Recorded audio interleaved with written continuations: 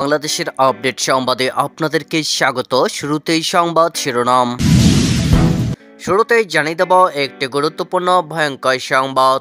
এবার ভোটযুদ্ধে ইউনূসকে ক্ষমতায় বসানো ছাত্ররা, নতুন দলের ঘোষণা, কোন পথে বাংলাদেশ। নতুন দল নিয়ে বাংলাদেশের নাগরিকদের মধ্যে এখন উত্তেজনা তুঙ্গে, থাকছে বিস্তারিত প্রতিবেদনে। নতুন দলের আত্মপ্রকাশ অনুষ্ঠানে ছাত্র জনতার ঢল, থাকছে বিস্তারিত প্রতিবেদনে। ও যেসব সিদ্ধান্ত হলো বিএনপির বর্ধিত সভায়, থাকছে বিস্তারিত প্রতিবেদনে। নতুন দলের আত্মপ্রকাশ অনুষ্ঠানে যোগ দিয়েছেন বিভিন্ন দলের নেতারা। সবশেষে জানিয়ে দেব নতুন সংগঠন প্রকাশ্যে আসতেই তুমুল হাতাহাতি ঢাকা বিশ্ববিদ্যালয়ে, থাকছে বিস্তারিত প্রতিবেদনে। এতক্ষণ শুনছিলেন সংবাদ শিরোনাম, এবারে বিস্তারিত। এবার ভোট যুদ্ধে ইউনূসকে ক্ষমতায় বসানো ছাত্ররা, নতুন দলের ঘোষণা, কোন পথে বাংলাদেশ। নতুন দল নিয়ে বাংলাদেশের নাগরিকদের মধ্যে এখন উত্তেজনা তুঙ্গে। শেখ হাসিনাকে ক্ষমতাচ্যুত করতে পথে নেমেছিল বৈষম্যবিরোধী ছাত্র আন্দোলন। মুজিব কন্যাকে উৎখাত করে এই সংগঠনের ছাত্ররাই ক্ষমতায় এনেছিলেন মোহাম্মদ ইউনূসকে। এবার ভোট যুদ্ধে নামছেন সেই ছাত্ররাই। আজ শুক্রবার আত্মপ্রকাশ ঘটেছে বৈষম্যবিরোধী ছাত্র আন্দোলনের নেতাদের নতুন রাজনৈতিক দলের, যার মাতা হয়েছেন ইউনূসের প্রাক্তন উপদেষ্টা নাহিদ ইসলাম। ফলে প্রশ্ন উঠেছে, এবার কোন পথে এগোবে বাংলাদেশ? এই ছাত্ররা কি সুদিন ফেরাবেন বাংলাদেশের, নাকি ক্ষমতার দখলের লড়াইয়ে নতুন বাংলাদেশের রাজনৈতিক পরিস্থিতি আরও জটিল থেকে জটিলতর হয়ে উঠবে? এই নতুন দল নিয়ে বাংলাদেশের নাগরিকদের মধ্যে এখন উত্তেজনা তুঙ্গে। জানা গিয়েছে, জাতীয় নাগরিক কমিটি এবং বৈষম্যবিরোধী ছাত্র আন্দোলনের যৌথ উদ্যোগে বাংলাদেশের নতুন রাজনৈতিক দলের নাম জাতীয় নাগরিক পার্টি। ঢাকার জাতীয় সংসদ ভবনের সামনে মানিক মিয়া এভিনিউতে এই দলের আনুষ্ঠানিক ঘোষণা হবে। মঞ্চের প্রস্তুতি শেষ। রাজশাহী, রংপুর, নীলফামারী, কক্সবাজার, ঢাকা থেকে জড়ো হচ্ছেন বহু মানুষ। এই মুহূর্তে বাংলাদেশের চরম অরাজক পরিস্থিতি। নিত্য প্রয়োজনীয় জিনিসপত্রের দাম আকাশ ছোঁয়া দিকে, ধর্ষণ, খুন, যৌন নির্যাতনের ঘটনা বেড়েই চলছে। সকলেই যেন নেমেছে ক্ষমতা দখলের লড়াইয়ে, কিন্তু সাধারণ মানুষের কি? তাই সকলের মনে এখন একটাই প্রশ্ন, ভোটের ময়দানে নেমে ছাত্ররা কি দেশের হাল ফেরাতে পারবেন? আওয়ামী লীগ, বিএনপি, জাতীয় পার্টির মতো দলের সঙ্গে তারা টিকতে পারবেন তো? জয়পুরহাট থেকে আসা আবদুল্লাহ আল নোমান বলেন, নতুন একটি রাজনৈতিক দল নিয়ে তো আশা আকাঙ্ক্ষা সবারই থাকে, আমাদেরও আছে। আমরা নতুন একটি রাজনৈতিক বন্দোবস্ত চাই। ঢাকার বংশাল থেকে আসা মোহাম্মদ শাকিলের কথায়, মানুষ নতুনত্ব চায়, আমরাও চাই নতুনত্ব। সূত্রের খবর, দেশের ৬৪ জেলা থেকে মানুষ আসছে এই অনুষ্ঠানে। বিভিন্ন রাজনৈতিক দলের নেতাদেরও আমন্ত্রণ জানানো হয়েছে।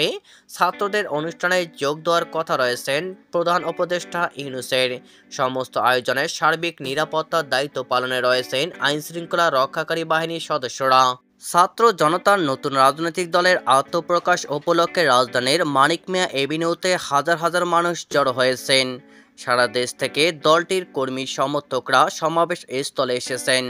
শুক্রবার ২৮ ফেব্রুয়ারি বিকেলে জাতীয় নাগরিক কমিটি ও বৈষম্যবিরোধী ছাত্র আন্দোলনের উদ্যোগে জাতীয় নাগরিক পার্টি নামে আত্মপ্রকাশ করতে যাচ্ছে। দুপুরের পর থেকেই দেশের বিভিন্ন স্থান থেকে, বিশেষ করে গাজীপুর, নারায়ণগঞ্জ, কিশোরগঞ্জ, খুলনা, বরিশাল, ঠাকুরগাঁও, লালমনিরহাট, রাজশাহী, গাইবান্ধা সহ বিভিন্ন জেলা থেকে কর্মী সমর্থকরা সমাবেশ স্থলে উপস্থিত হন। বেলা বাড়ার সঙ্গে সঙ্গে সমাবেশে বিভিন্ন স্লোগানে মুখর হতে থাকে। বাস থেকে নেমে কর্মী সমর্থকরা জাতীয় পতাকা হাতে নিয়ে স্লোগান দিতে দিতে সমাবেশ স্থলে জড়ো হন। এ সময় তাদের আবু সাইদ মুগ্ধ, শেষ হয়নি যুদ্ধ, দিয়েছি তো রক্ত, আরো দেব রক্ত, ক্ষমতানা জনতা, জনতা জনতা সহ বিভিন্ন স্লোগান দিতে দেখা যায়। বৈষম্যমুক্ত নতুন একটি বাংলাদেশ গঠনের প্রত্যাশা করে খুলনা থেকে সমাবেশে আসা মিজানুর রহমান কবির বলেন, জুলাই আন্দোলনে যারা বুকে তাজা রক্ত ঢেলে দিয়েছেন, তাদের জীবনদানের প্রত্যাশা যেন পূরণ হয়। নতুন দলের কাছে এই প্রত্যাশাই করি। জাতীয় নাগরিক কমিটি সূত্রে জানা গেছে, জাতীয় নাগরিক পার্টির আত্মপ্রকাশ অনুষ্ঠানে বিএনপি, সিপিবি, জামায়াতে ইসলামী, ইসলামী আন্দোলন, জেএসডি, নাগরিক ঐক্য, গণ অধিকার পরিষদ ও এবি পার্টি সহ বিভিন্ন রাজনৈতিক দলকে আমন্ত্রণ জানানো হয়েছে। এর আগে শুক্রবার নতুন দলের আহ্বায়কের দায়িত্ব নিতে অন্তর্বর্তী সরকারের উপদেষ্টা পরিষদ থেকে পদত্যাগ করেন মোহাম্মদ নাহিদ ইসলাম। দলটির সদস্য সচিবের পদ পাচ্ছেন আখতার হোসেন। প্রসঙ্গত, গত 27 ফেব্রুয়ারি বাংলা মোটরে জাতীয় নাগরিক কমিটির কেন্দ্রীয় কার্যালয়ে এক বৈঠকে নাসিরউদ্দিন পাটোয়ারীকে, নতুন দলের প্রধান সমন্বয়কারী সামান্তা শারমিনকে জ্যেষ্ঠ যুগ্ম আহ্বায়ক, আব্দুল হান্নান মাসুদকে যুগ্ম সমন্বয়ক, হাসনাত আবদুল্লাহকে মুখ্য সংগঠন দক্ষিণাঞ্চল, সার্জিস আলমকে মুখ্য সংগঠন উত্তরাঞ্চল ও সালেউদ্দিন সিফাতকে দপ্তর সম্পাদক পদে চূড়ান্ত করা হয়েছে। বাংলাদেশ জাতীয়তাবাদী দল বিএনপির এবারের বর্ধিত সভা বিশেষ অর্থ বহন করছে বলে মনে করছে দলটির নেতাকর্মীরা। বৃহস্পতিবার 27 ফেব্রুয়ারি জাতীয় সংসদ ভবনে এলডি হলের মাঠে বিএনপির বর্ধিত সভা অনুষ্ঠিত হয়েছে। নির্বাচন সামনে রেখে কেন্দ্রীয় ও মাঠ পর্যায়ের নেতারা এতে অংশ নেন। দলের ভারপ্রাপ্ত চেয়ারম্যান তারেক রহমানের সভাপতিত্বে সভায় প্রধান অতিথি ছিলেন দলের চেয়ারপারসন বেগম খালেদা জিয়া। 6 বছর পর দিনব্যাপী অনুষ্ঠিত বিএনপির বর্ধিত সভায় 10টি সিদ্ধান্ত নেওয়া হয়েছে বলে দলটির পক্ষ থেকে জানানো হয়েছে। শুক্রবার 28 ফেব্রুয়ারি বিএনপির সিনিয়র যুগ্ম মহাসচিব রুহুল কবির রিজভী স্বাক্ষরিত এক সংবাদ বিজ্ঞপ্তিতে এই তথ্য জানানো হয়েছে। বিজ্ঞপ্তিতে বিএনপির পক্ষ থেকে জানানো হয়, স্বৈরাচার বিরোধী দীর্ঘ লড়াইয়ের শেষ পর্যায়ে বিএনপির নেতৃত্বে বিরোধী রাজনৈতিক দলসমূহ যুগপৎ এক দফার আন্দোলনের পথ ধরে ছাত্র জনতার গণ অভ্যুত্থানে ফ্যাসিবাদের পতনের জন্য মহান আল্লাহর কাছে শুকরিয়া আদায় করছে। নতুন রাজনৈতিক দল জাতীয় নাগরিক পার্টি আত্মপ্রকাশ করেছে। আজ শুক্রবার রাজধানী মানিক মিয়া এভিনিউতে এক অনুষ্ঠানের মাধ্যমে দলটি আনুষ্ঠানিকভাবে সামনে আসে। জুলাই আন্দোলনে নিহতদের কয়েকজনের পরিবারের সদস্যরা, আহতদের কয়েকজন, বিএনপি, জামায়াতে ইসলামী সহ বিভিন্ন রাজনৈতিক দলের বেশ কয়েকজন নেতা এই অনুষ্ঠানে যোগ দেন। আমন্ত্রিত অতিথিদের মধ্যে বিএনপির সিনিয়র যুগ্ম মহাসচিব অ্যাডভোকেট রুহুল কবির রিজভী ও যুগ্ম মহাসচিব শহীদ উদ্দিন চৌধুরী এনি, জামায়াত ইসলামীর সেক্রেটারি জেনারেল মিয়া গোলাম পরোয়ার, গণসংহতি আন্দোলনের প্রধান সমন্বয়কারী জুনায়েদ সাকি, এলডিপির একাংশের চেয়ারম্যান শাহাদাত হোসেন সেলিম উপস্থিত ছিলেন। মিছিল নিয়ে দেশের বিভিন্ন অঞ্চল থেকে দলে দলে সমর্থকরা যোগ দেন। নতুন ছাত্র সংগঠন প্রকাশ্যে আসতেই তুমুল অশান্তি ঢাকা বিশ্ববিদ্যালয়ে। হাতাহাতিতে জড়ালেন পড়ুয়ারা। কয়েকদিন ধরে জল্পনা চলছিল বৈষম্যবিরোধী ছাত্র আন্দোলনের মধ্যে ফাটল ধরেছে। সেই জল্পনা উস্কে দিয়েছে আজ বুধবার গণতান্ত্রিক ছাত্র সংগঠন নামে নতুন সংগঠনের নাম ঘোষণা করেই বৈষম্যবিরোধীদের কয়েকজন প্রাক্তন সমন্বয়ক। কিন্তু নতুন সংগঠনের নাম প্রকাশ্যে আসতেই গোল বাঁধে। একদল শিক্ষার্থী এসে নিজেদের পদ নিয়ে বিক্ষোভ শুরু করেন। অশান্তি গড়ায় তুমুল হাতাহাতিতে।